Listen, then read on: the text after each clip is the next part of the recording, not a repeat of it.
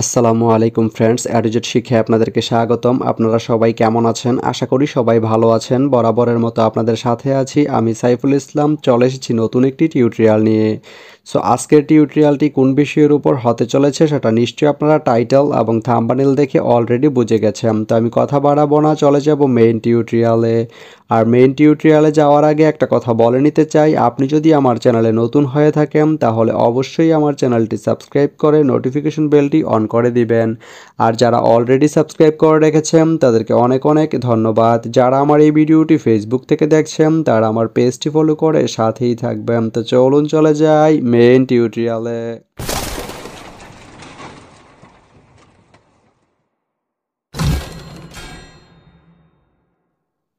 তো বন্ধুরা, আজকে আমরা জানবো আপনি পীরগঞ্জ থেকে শেতাবগঞ্জ যেতে কোন কোন ট্রেন রয়েছে, সেই ট্রেনগুলো ছাড়ার নতুন সময়সূচি, ভাড়ার তালিকা, বন্ধের দিন এবং গিয়ে পৌঁছতে কতক্ষণ সময় লাগবে বিস্তারিত। তো আমি যদি আপনাদেরকে ভাড়ার তালিকাটা দেখিয়ে দেই, আপনি পীরগঞ্জ থেকে শেতাবগঞ্জ যেতে এসচেআর যে সিট এর মূল্য পড়বে 50 টাকা।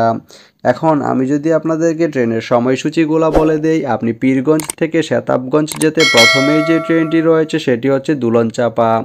দুলনচাপা ট্রেনটি পীরগঞ্জ থেকে ছাড়বে সকাল 7টা 27 মিনিটে এবং এটি শেতাবগঞ্জ গিয়ে পৌঁছবে সকাল 7টা 43 মিনিটে। এই ট্রেনটির কোনো অফ ডে নেই।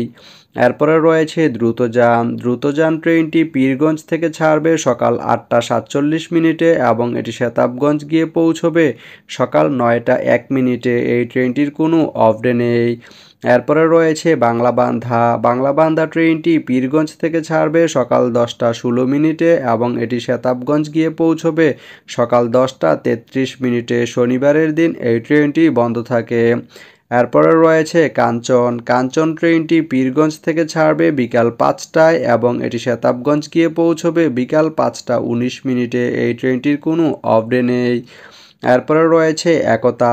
একতা ট্রেনটি পীরগঞ্জ থেকে ছাড়বে রাত 10টা 18 মিনিটে এবং এটি শেতাবগঞ্জ গিয়ে পৌঁছবে রাত 10টা 32 মিনিটে। এই ট্রেনটির কোনো অফ ডে নেই।